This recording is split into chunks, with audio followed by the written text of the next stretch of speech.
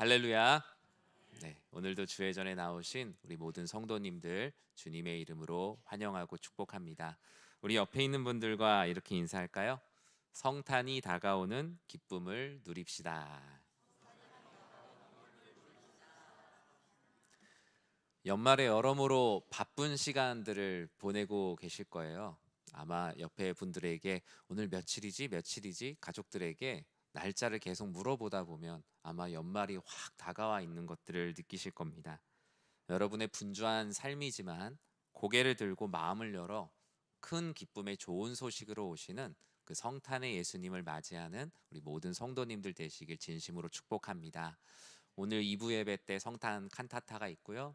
또 오후 2시에는 우리 성탄 감사제로 우리 온 교우들이 함께 성탄으로 오시는 주님을 찬양하고 감사하는 시간을 가지려고 합니다. 함께 오셔서 하나님께 영광 올려드리고 그 즐거움을 나누는 귀한 시간 되시길 다시 한번 진심으로 축복합니다. 오늘 시편 56편 1절에서 13절 말씀 가지고 하나님 앞에서 울라라는 제목의 하나님 말씀 함께 나누도록 하겠습니다. 한 전도사님의 아내, 우리 보통 목회자의 아내를 뭐라 부르죠? 네, 사모님, 뭐 사모 이렇게 부릅니다. 뭐 어떤 직분은 아닌데 이렇게 사실 존중해 주셔서 이렇게 부르어 주시는 거죠. 한 전도사님의 아내가 직장 생활을 하고 있었어요. 남편이 경제적으로 가정을 책임지기 어려우니까 대부분 목회자의 아내분들이 열심히 맞벌이를 보통 하시죠. 점심시간에 한 동료가 사모님께 물어봤어요. 주임님 남편분 무슨 일 하세요? 뭐 이렇게 가끔 물어볼 수 있잖아요. 사모님은 제 남편은 전도사예요 라고 얘기를 했대요. 그런데 사모님 동료분이 너무 그걸 진지하게 대답을 이렇게 하셨어요. 웃음 전도사세요? 라고 했다는 거예요. 웃음 전도사.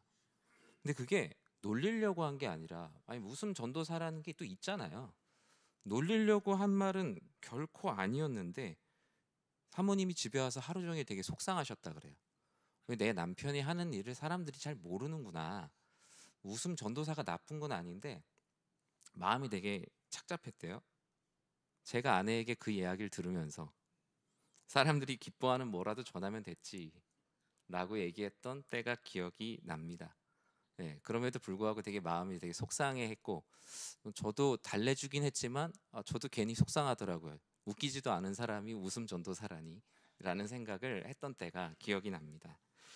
사람들은 자신의 마음을 치유하고 회복하고자 다양한 감정들을 사용해요.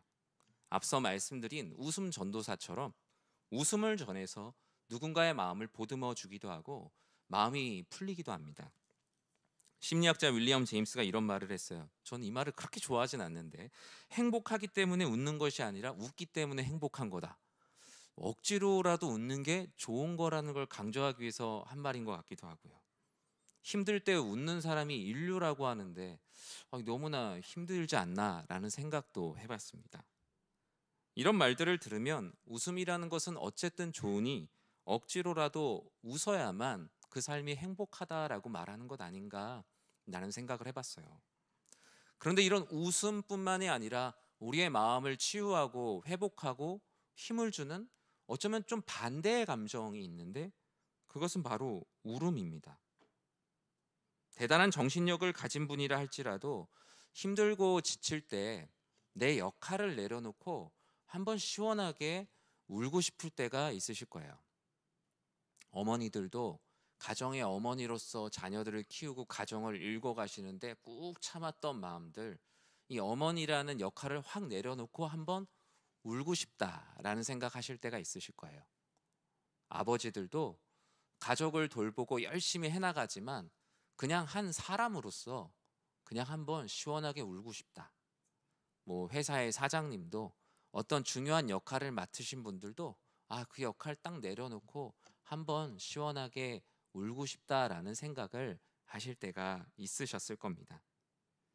그런데 우리나라 사람들이 잘 울지 못한다고 해요. 특히 중요한 역할을 맡을수록 운다는 것 자체를 저 사람 되게 나약한 사람이구나.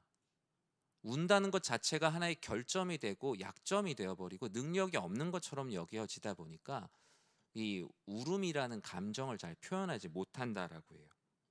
그래서 안으로 병들고 누군가로부터의 평가를 두려워해서 남몰래 흘리는 눈물들이 참 많다라고 하죠. 그래서 이 시대가 슬픔을 참는 그 소리들이 가득한 세상이다. 한 시인이 예전에 그런 글을 썼더라고요. 슬픔을 참는 소리를 들어보았는가. 어떤 소리인지 모르겠지만 그 소리가 정말 우리의 마음을 되게 이렇게 울리는 소리가 아닌가라는 생각을 해봤습니다. 예전에 제가 아주 어릴 때, 지금은 이제 돌아가셨는데 대중 가수 중에 이남희 씨라는 가수가 있어요. 이남희, 혹시 아시나요? 네, 이렇게 코수염 이렇게 있는 가수죠. 그 대표곡이 울고 싶어라라는 곡이에요. 가사가 이렇죠. 울고 싶어라 울고 싶어라 이 마음. 왜 울고 싶은지가 다음에 나옵니다. 사랑도 가고 친구도 가고 모두 다 갔다. 그래서 내가 울고 싶은 이 마음을 너희들도 떠나보면 아마 알 거다.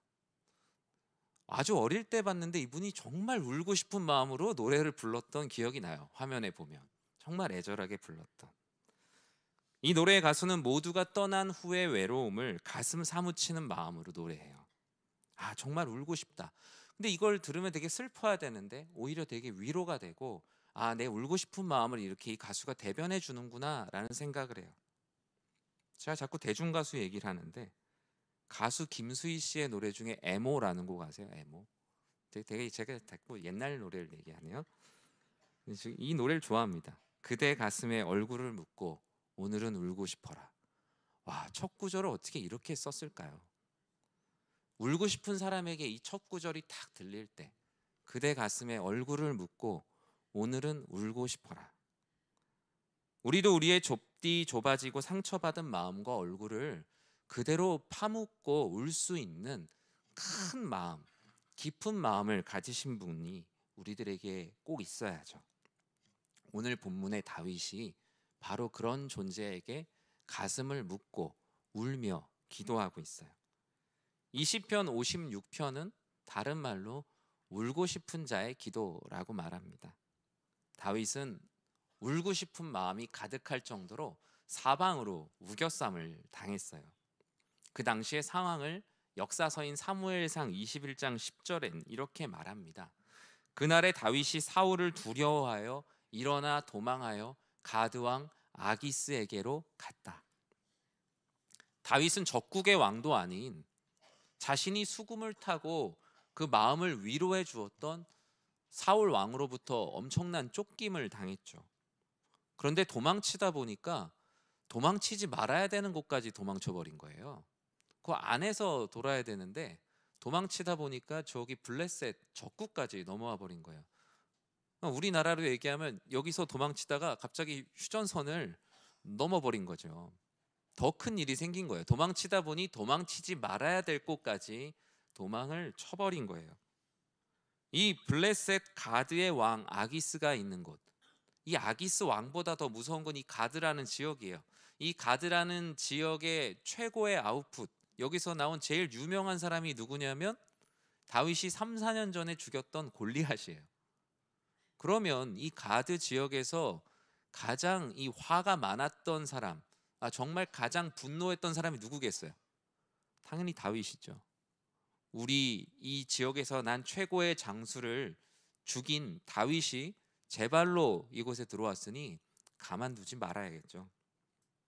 자신들의 영웅을 욕보이는 이스라엘 사람, 도망치는 삶도 울고 싶은 삶인데 도망친 곳은 더 울고 싶은 곳에 머무른 다윗은 과연 무엇을 시작했을까? 3절 말씀에 보면 다윗은 이와 같이 고백을 합니다. 우리 같이 읽어볼까요? 내가 두려워하는 날에는 내가 주를 의지하리이다. 아멘. 이 한 절의 말씀이 다윗이 울고 싶은 삶을 만났을 때마다 해왔던 일이고 앞으로 해야 할 일이었어요. 우리가 하나님 앞에서 우는 삶이다라는 것은 내가 주를 의지하리이다라는 고백이 담긴 삶입니다.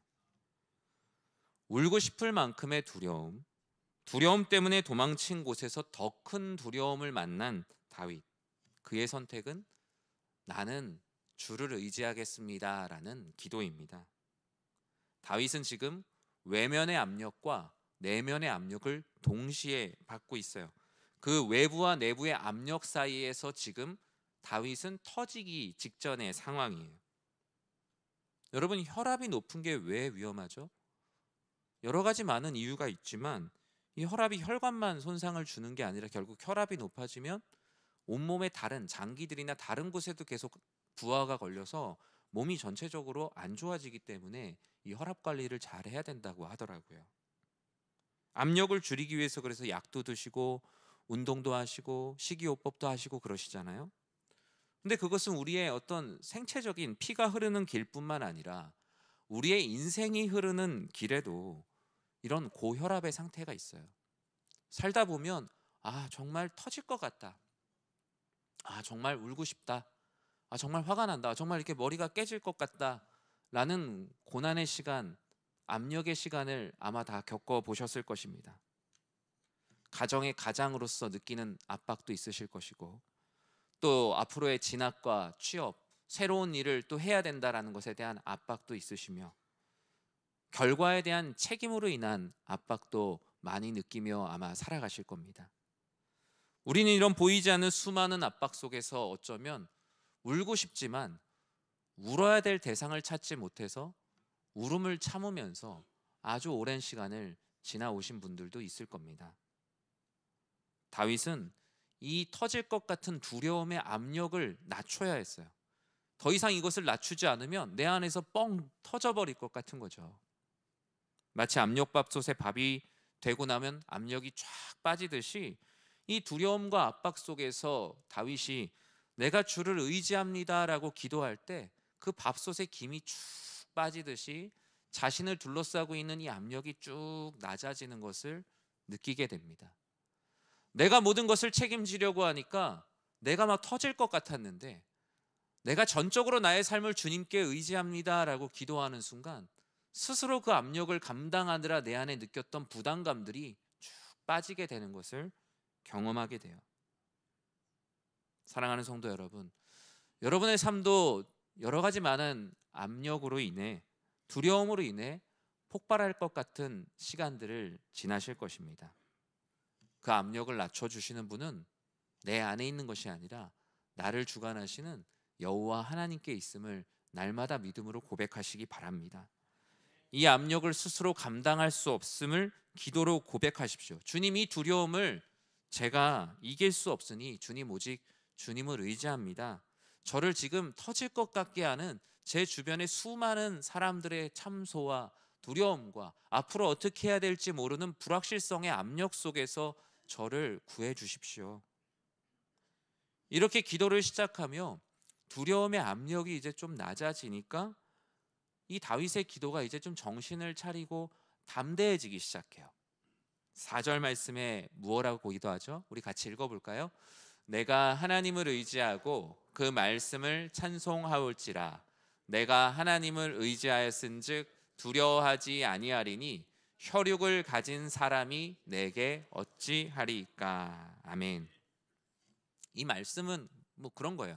하나님을 의지하며 기도하다 보니까 담대함을 주셔서 갑자기 하나님께 그렇게 기도하게 됐어요. 하나님, 제가 하나님을 의지하는데 뭐 혈육이, 사람이, 하나님이 나를 보호하시는데 하나님이 만든 사람이 뭐 나를 뭐 어찌하면 뭐 얼마나 어찌하겠습니까? 인생의 문제가 다 그런 거군요. 의지하시는 분이 커지다 보니 문제가 상대적으로 작아지는 것, 절대적으로도 작아지는 것을 경험하게 돼요. 나를 죽이려는, 나를 두렵게 하는 모든 것, 그 모든 것은 한계가 있는 위협이구나. 내 영혼을 상하게 할 수가 없다는 것을 이 다윗은 알게 되고 믿게 됐어요. 우리의 삶에 우리를 두렵게 하는 문제들, 분명히 우리의 삶에 마이너스적 요소를 만들 수 있어요. 경제적으로 조금 더 어려워질 수도 있고요. 인생에 내가 하려고 하는 계획들이 조금 어그러질 수 있어요. 그런데 우리의 궁극적 목표는 결코 상하지 않아요. 우리의 영혼을 영생으로 인도하시는 그 놀라우신 구원의 은혜만큼은 우리의 삶에서 어떤 두려움과 압박과 힘든 일이 있더라도 결코 상하지 않음이 우리 사랑하는 성도님들에게 가장 큰 소망과 담대함이 되시길 진심으로 축복합니다. 그 어떤 문제도 내 영혼이 영생으로 가는 길을 막을 수 없다는 걸 믿는 것. 두려움 속에서 울고 싶었던 다윗은 다음의 8절에서 다음과 같이 자신의 이 정황을 이렇게 기도해요. 나의 유리함을 주께서 계수하셨사오니 나의 눈물을 주의 병에 담으소서. 이것이 주의 책에 기록되지 아니하였나이까. 공동 번역에 보면 조금 쉽게 되어 있습니다. 나의 불안함을 주께서 헤아려 주시고 내가 흘린 눈물을 주의 가죽 부대에 담아 두십시오. 이 사정이 주의 책에 기록되어 있지 않습니까?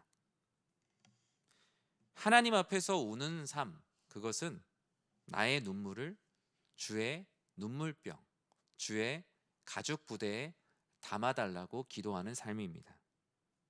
다윗은 주를 의지한다는 기도를 통해 두려움의 압력을 줄여가고 있어요. 그리고 자신이 두려워하고 불안한 일, 울고 싶은 일, 헤아릴 수 없을 만큼의 그 슬픔을 내 안에서 해결하려 하지 않고 사람들 앞에 하소연하려 하지 않고 하나님 앞으로 먼저 가져갑니다. 왜냐? 하나님만이 이 수를 헤아리실 수 있고 이 눈물을 담아두실 수 있는 항구적인 능력이 있는 분이라는 거예요. 여러분, 가정의 어려운 일들, 슬픈 일들 이야기하면 어떤 분들이 잘 들어주시기도 하지만 내 슬픔이나 약점이 그냥 누군가에게 그냥 가십거리가 되고 끝나는 경우들도 많아요. 나의 슬픈 일이 그냥 사람들 사이에 그냥 화제거리만 되고 사라져버리고 아무도 나에게 도움은 주지 못하고 내 슬픈 일만 그냥 노출되고 끝나는 일이 많아요. 얼마나 많습니까? 그 집에 그런 일이 났대. 그 집에 요즘 그런 어려움이 있대. 그랬대? 아유, 안 됐네. 그냥 그게 끝인 거예요. 아무도 그 슬픔을 진짜로 항구적으로 담아두고 해결해 줄 수 있는 사람이 없는 거예요.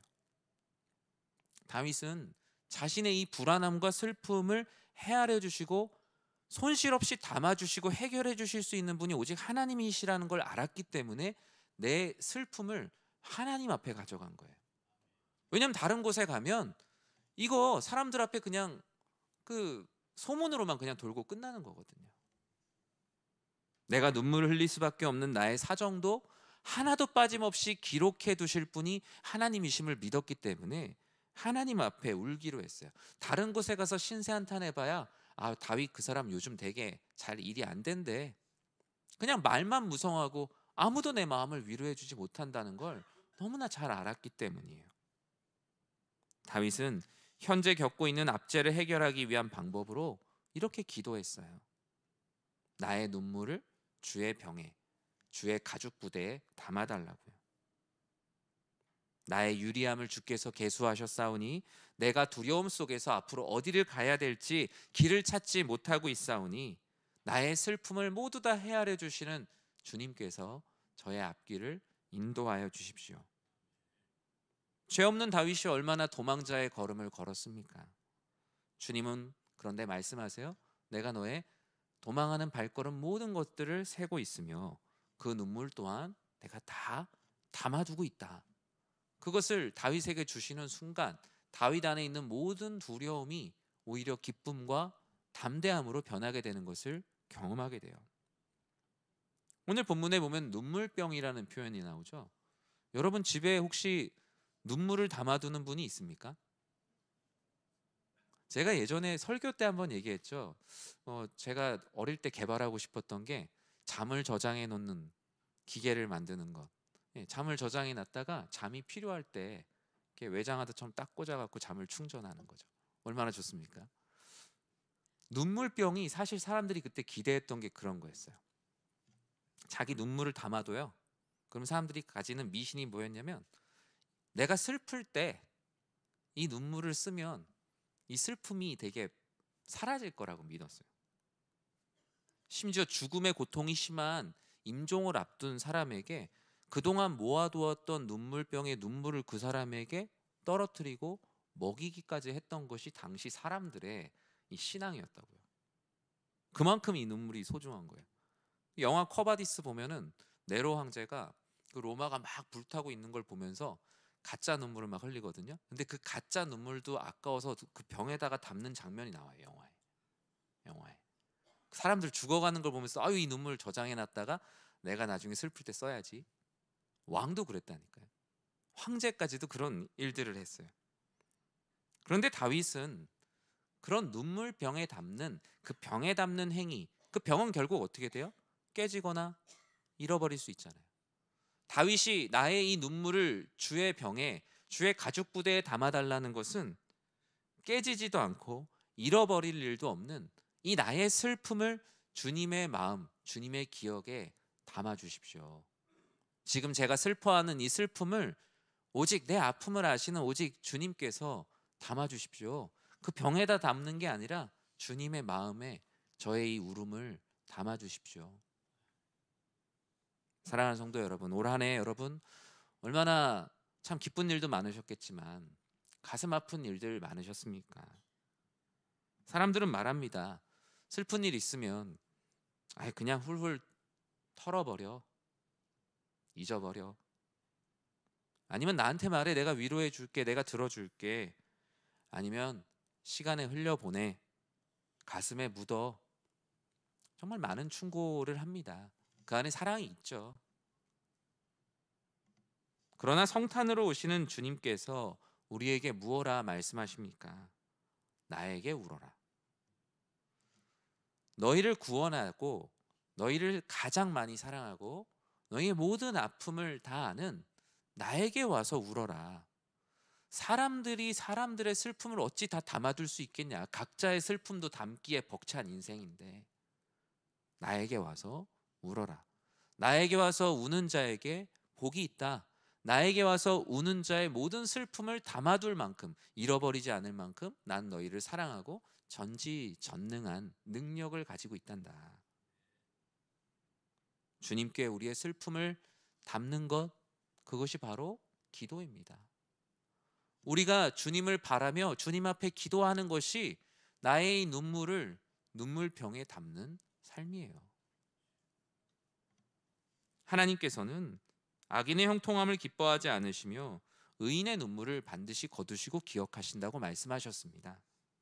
울며 씨를 뿌리는 자, 선한 일을 끝까지 감당하게 하는 자를 승리하게 하시는 여호와 니시의 하나님이시라고 분명히 말씀하셨어요. 다윗이 자신의 눈물을 주의 병에, 주님의 마음에 담아달라고 기도하며 소망했던 것이 9절에 무엇입니까? 이렇게 쓰여져 있어요. 같이 읽어볼까요? 내가 아뢰는 날에 내 원수들이 물러가리니 이것으로 하나님이 내 편이심을 내가 아나이다. 아멘. 다윗의 기도를 전 참 좋아하는 게 다윗은 기도하는 가운데 원망으로 시작하고 탄식으로 시작하고 슬픔으로 시작했던 기도가 끝나기 전에 항상 하나님께서 주시는 기도의 응답을 가지고 기도를 마쳐요. 아직 그 일이 일어나지 않았어요. 아직 일이 해결되지 않았는데 다윗의 기도의 마지막은 마치 미래 완료형처럼 끝이 나요. 이미 그곳을 보고 온 것처럼 확신을 가지고 하나님께 기도합니다. 내가 주님께 내 슬픔을 그대로 전하며 울며 기도할 때 내 원수들이 물러갈 것이니 이 일로 인해 나는 하나님이 내 편이심을 알게 될 겁니다. 하나님 앞에 선포적 기도로 나아가고 있어요. 하나님 앞에 울 때 다윗은 어떤 은혜가 있냐? 바로 하나님이 나의 슬픔을 들어주시는 나의 편이시구나라는 확신을 갖게 된다는 거예요. 왜 우리가 하나님 앞에 울어야 되는가? 하나님 앞에 울며 기도하면 기도할수록 그래 하나님은 나의 편이시구나. 하나님은 나의 말을 들어주시는 분이시구나. 때로는 내가 잘못된 기도를 한다면 그것을 바로잡아 주시는 분이시구나라는 것을 알게 되는 은혜가 있다는 거예요. 다윗이 왜 자신의 눈물을 주님의 병, 주님의 가죽 부대에 담으려고 했을까요? 주님이 모든 것을 해결해 주시고 이해해 주시는 내 편이심을 더 알고 싶고 그렇게 되기를 더 믿었기 때문이에요. 그뿐만이 아니죠. 11절에 보면 무엇이라고 말씀합니까? 같이 읽어볼까요? 내가 하나님을 의지하였은즉 두려워하지 아니하리니 사람이 내게 어찌하리이까. 아멘. 앞에 나왔던 말씀이 다시 한번 반복되고 있어요. 하나님 앞에서 우리가 울며 기도할수록 우리의 두려움의 압력은 낮아지고 우리의 담대함의 그 깊이와 힘은 오히려 더 높아지게 됩니다. 두려움과 담대함은 서로 그 안에서 움직이게 되어 있죠. 두려움도 크고 담대함도 크다기보단 두려움이 크면 담대함이 적고 두려움이 줄어들면 담대함이 커집니다. 하나님 앞에서 울며 기도하며 기도할수록 우리의 두려움의 압력은 낮아지며 담대함은 더욱더 커지게 된다라고 말씀합니다. 다윗은 그의 눈물을 주의 병에 담는 마음으로 기도하죠. 그러자 그의 모든 두려움들이 변하여 내 기도가 되었고 내 모든 기도가 담대한 삶으로 이어지게 됩니다. 더 이상 원수들의 조롱과 모략이 두렵지 않았고 담대해졌어요. 두려움이 찾아올 때마다 하나님께 눈물로 기도하며 주의 병에 채워야겠다는 담대함. 하나님 앞에 울며 기도할수록 하나님이 나의 편이시고 내 두려움이 변하여 담대함이 될 것이란 믿음이 있자 다윗은 어떤 상황에서든 기도하지 않을 수가 없었어요. 주의 병에 담아둔 눈물이 이 세상을 이길 힘과 용기가 될 것이라는 담대함이 그의 마음 가운데 자리 잡게 된 거예요. 사랑하는 성도 여러분, 다윗이 고백했던 것처럼 우리들에게 두려움은 필연적으로 찾아옵니다. 다윗 역시 그것을 인정합니다. 그러나 두려움이 뿌리 내리지 않도록, 자리 잡지 않도록 주를 의지하며 우리는 기도해야 합니다. 우리 안에 그 두려움의 압력이 정말 차고 넘쳐서 터지지 않도록 두려움과 슬픔으로 인해 다른 곳에 찾아가서 울며 하소연하며 신세를 한탄하지 않으며 하나님 앞에 울 때만이 우리 두려움과 슬픔의 압력이 낮아집니다. 그리고 그것을 내 가슴에 묻지 마십시오. 여러분의 삶의 힘든 일들을 자꾸 가슴에 묻지 마세요. 우리의 가슴은 생각보다 넓지 않습니다. 모든 것을 포용하시는 하나님의 가슴에 묻는 겁니다. 그것이 바로 하나님 앞에 우는 인생이에요. 안 그러면 화병 나요. 하나님 앞에 묻고 돌아오는 겁니다. 새벽의 기도의 자리, 금요일의 기도의 자리, 여러분이 각 가정에서 기도하시는 그 기도의 시간들, 말씀을 듣고 삶을 살아가시는 모든 순간 속에 여러분 마음에 너무나 많은 것을 담아두지 마세요. 하나님의 마음에 자꾸 마음에 담아두었던 것들을 끊임없이 옮겨가는 연습이 바로 기도요 신앙생활입니다. 말씀을 맺습니다. 12절에서 13절 말씀은 다음과 같이 말씀합니다. 같이 읽어볼까요? 하나님이여, 내가 주께 서원함이 있사온즉 내가 감사제를 주께 드리리니 주께서 내 생명을 사망에서 건지셨음이라. 주께서 나로 하나님 앞 생명의 빛에 다니게 하시려고 실족하지 아니하게 하지 아니하셨나이까. 아멘. 이 말씀을 보면 다윗은 두려움 속에서 실족할 뻔했던 것 같아요. 예수님은 뭐라고 말씀하셨죠? 나로 인해 실족하지 않는 자는 뭐가 있다고요? 복이 있다고. 복이 있다고 말씀하셨어요. 다윗은 또 한 번의 이 어려운 인생의 문제를 잘 풀어나갑니다. 내가 주를 의지하리라는 고백으로 주님께서 내 모든 것을 책임져 주실 것을 믿으며 나의 슬픔을, 나의 이 울음을 하나님 앞에 가져가며 기도하는 정석대로 자신의 삶에 또 한 번의 고비를 넘어갑니다. 이번 성탄을 맞이하고 또 연말을 보내는 이 시간, 하나님 앞에 울어야 할 때입니다. 그렇게 될 때 성탄으로 오시는 주님께서 내 앞에서 운 자를 축복하시고 내 앞에서 운 자의 모든 눈물을 받으시며 아버지 하나님께서 큰 기쁨의 좋은 소식으로 모든 이들을 위로하여 주시고 힘을 더하여 주실 것입니다. 하나님 앞에 모든 일들을 내어놓고 기도하며 나아가는 우리 사랑하는 모든 성도님들 되시길 주님의 이름으로 간절히 축원합니다.